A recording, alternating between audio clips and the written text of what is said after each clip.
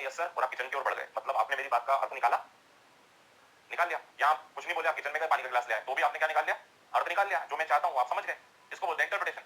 और मैं आया आपके पास, मैंने यार मैं तो बहुत बहुत प्यास लग रही है यार, please give me glass of water, और आपने पानी भरा ही नहीं, आपने पानी सुबह से भरा ही नहीं, पानी है ही नहीं किचन में, तो आपने सॉरी सर पानी तो ही नहीं, या नहीं तो आप किचन में गए और छाछ लस्सी जो भी दूसरी कोई चीज लेकर आ गए, सर पानी तो नहीं प्लस यहाँ पे ले, तो आपने क्या लिया, मैंने पानी मांगा, आपने छाछ दे दिया। क्यों दिया छाछ? यार प्यास पानी किस लिए चाहिए, प्यास के लिए चाहिए, प्यास पानी से नहीं तो इससे पूछ सकती, तो सर आप ये ले लीजिए। तो ये होता है अर्थान्वयन, कंस्ट्रक्शन, ईट के ऊपर ईट कंस्ट्रक्शन, है ना, एक प्रोसेस होती है, लंबी प्रोसेस। अर्थान्वयन का मैंने आपको एक और उदाहरण उस दिन भी दिया, रेलवे का, रेलवे एक्ट का एक मैंने आपको सेक्शन बताया था, क्या पता उस दिन सब लोग थे कि नहीं, मैं फिर से रिपीट करता हूँ। रेलवे एक्ट की एक सेक्शन कहती है कि जो आदमी प्लेटफॉर्म पे सोया हुआ मिलेगा, याद आया, तो उसको क्या होगा, उसको जुर्माना होगा, 24 घंटे की जेल होगी। अब दो केस बताए थे कि एक आदमी तकिए कंबल लेकर आया है, प्लेटफॉर्म पे लगा के सो गया, और दूसरा टिकट लेके सोया हुआ, ट्रेन लेट है, उसको नींद आई तो लगेज पे सर रख के सो गया, दोनों ने धारा का वायलेशन किया, रेलवे पुलिस ने दोनों को पकड़ा, रेलवे मजिस्ट्रेट के सामने दोनों को प्रोड्यूस किया, रेलवे मजिस्ट्रेट ने दोनों को 24 घंटे की जेल दी। अब बताइए एक के साथ न्याय हुआ क्या? जबकि कानून का तो पालन किया गया, तो कानून का पालन करने से भी अन्याय हो गया, किसके साथ, जिसने टिकट ली थी। अब जज क्या सोचता है कि ये कानून बनाया क्यों, अभी इंटरप्रिटेशन करता अगर जज तो दोनों को भेज देता जेल कि हाँ चलो कानून में ऐसा हुआ है चलो भेज दिया, इसको बोलते लकीर के फकीर। इंटरप्रिटेशन वाले क्या होते हैं, लकीर के फकीर, जो लिखा है वो करना है, अर्थ वही देना है।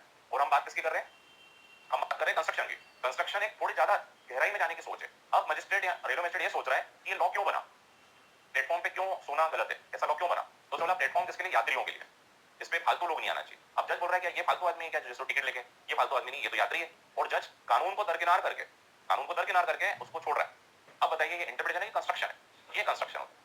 तो हमारे जज दो अप्रोच लेते हैं, या तो इंटरप्रिटेशन या कंस्ट्रक्शन। ये जो कंस्ट्रक्शन अप्रोच लेने वाले जो जज होते हैं गोल्डन इंटरप्रिटेशन कहलाता है, क्या कहलाता है, स्वर्णिम।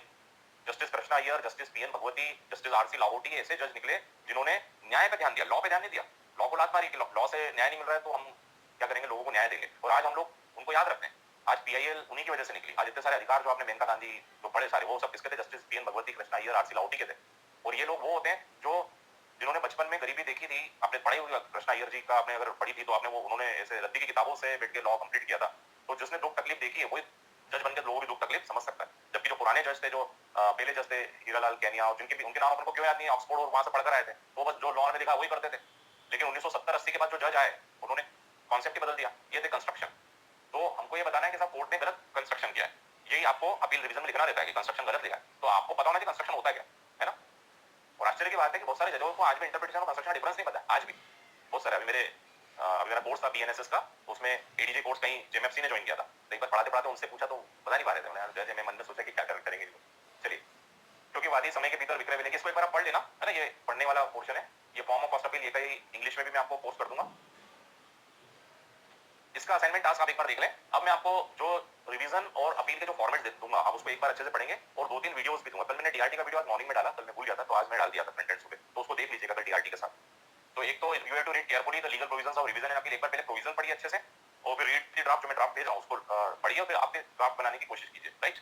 और जजमेंट और अपील, है ना, जजमेंट की हमेशा क्या होगी, अपील होगी, और रिवीजन आदेश की होगी, ये आपको याद रखना है, इन सबको केयरफुली रीड करना है। एक पोर्शन आज मैं आपको और कवर कराने वाला हूँ, कोर्ट मैरिज। कुछ क्लाइंट कौन से आने वाले हैं आपके सामने, कोर्ट मैरिज के आने वाले हैं कि सर हमारी शादी करवा दो, है ना, ऐसे भी होता है, तलाक वाले तो आएंगे, शादी वाले भी आएंगे। तो शादी कहाँ होती है, कैसे होती है, कोर्ट का रजिस्ट्रेशन प्रोसेस क्या है, वो मैं आपको सिंपली पहले बता दूं। एक तो होता है वो आर्य समाज मैरिज, सुना है आप लोगों ने, ये बहुत सिंपल होता है। आर्य समाज मंदिर जो होते हैं, उन मंदिरों में आपको लिस्ट दे देते हैं, ये सामान ले आइए, या आप नहीं भी देंगे तो वो 3-3,500-4,000 रुपए उनको देंगे, तो वो पंडित और सामान वामान सब ले आते हैं। आर्य समाज मंदिर में भी सप्तपदी विवाह होता है, सप्तपदी मतलब वैदिक मंत्रों से, वहां पर भी अग्नि होगी, वहां पे पंडित आएंगे, वही विवाह होगा। यहाँ पर बस दोनों बालिग होना चाहिए, बालिग मींस लड़का 21 के ऊपर, लड़की 18 के ऊपर। और ये चीजों के लिए वो मार्कशीट मांगते हैं, कौन सी मार्कशीट, 10th की, जिसमें वो लिखा हुआ है। और इसके अलावा ये आपसे एफिडेविट मांगेंगे, तो आपको 100 रुपए के स्टैम्प पे दोनों पार्टी का क्या लेना पड़ेगा, विवाह का एक शपथ पत्र बनवाना पड़ेगा। उसमें लड़की अपना नाम पता सब बता रही है और बोल रही है कि मैं बालिग हूँ, 18 वर्ष मेरा हो चुका है, मेरा जन्म तारीख ये है, और मैं अपने डिसीजन लेने के लिए स्वतंत्र हूँ, और मैं इससे प्रेम करती हूँ, और मैं इससे विवाह करना चाहती हूँ, और मैं अपने तन पे पहने कपड़े के अलावा कुछ नहीं लाई हूँ, ऐसा करके वो पूरा एफिडेविट, जैसे तो उनके पास तैयार रहता है, पर आपको कंटेंट पता होना है ना।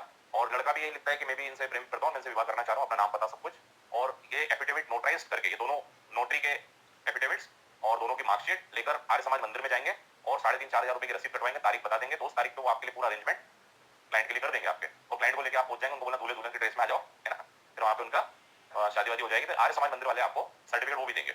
ये तो हो गया एक प्रोसेस जो बहुत सिंपल होता है, जिसमें दो गवाह जो है वो दोस्त भी हो सकते हैं, माता पिता की जरूरत नहीं है क्योंकि उनको ऑब्जेक्शन है, तो लड़के लड़की के जो दोस्त हैं या कोई भी दूसरा व्यक्ति भी गवाह होगा, आया समझ में। तो ये तो वो सिंपल हो गया, ये तब जब घर वाले राजी ना हो। यदि घर वाले राजी हैं तो फिर कोर्ट मैरिज का प्रोसेस होता है।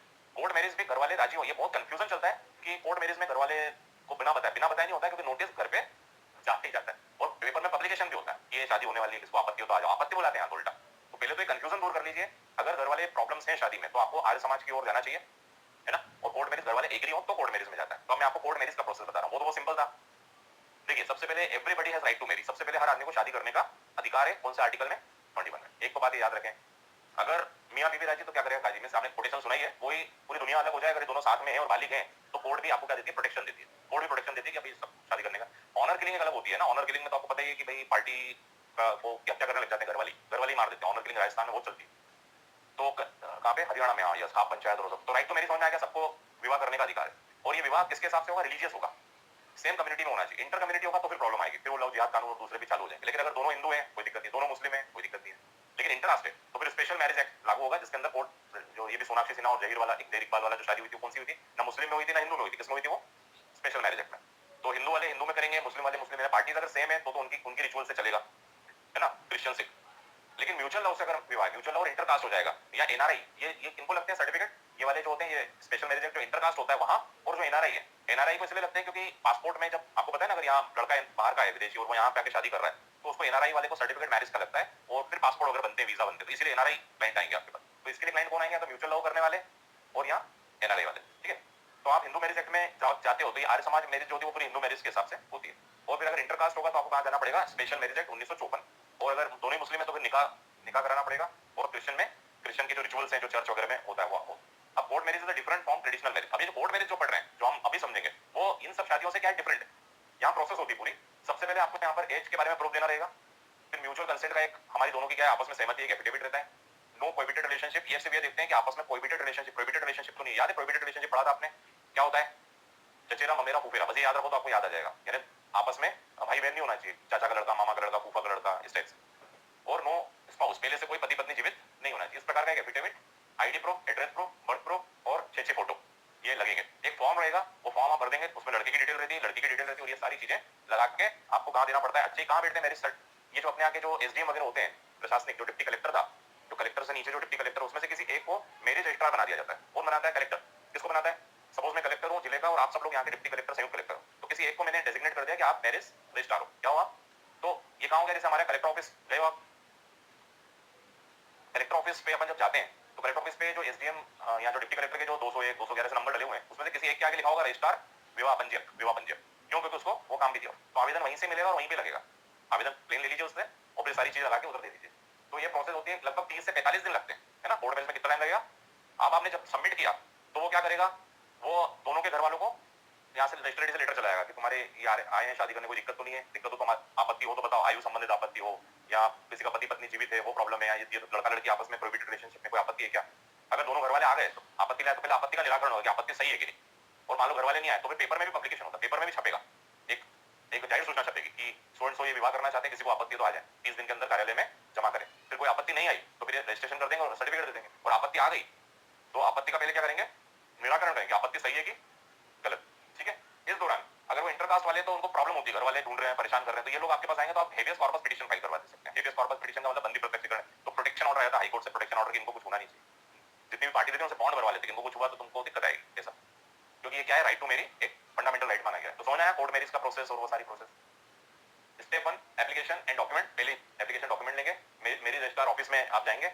हर जिले में किसी भी जिले में एक पार्टनर रहता हो, मतलब दो में से, जैसे भोपाल की लड़की है और इंदौर का लड़का है, तो जिस भी जिले में रहते हैं वहां पे जा सकते हैं। एक पार्टनर किसी भी जिले में 30 डेज के अंदर सिग्नेचर क्लॉज ये साइन करके अपन सबमिट करेंगे, पहला स्टेप। दूसरा स्टेप वो वेरीफाई करेंगे फॉर्म को, डॉक्यूमेंट को देखेंगे, डिस्प्ले बोर्ड पे, उनके बाहर एक बोर्ड रहता है उस पर भी डिस्प्ले करेंगे। 30 दिन तक क्या मांगेंगे?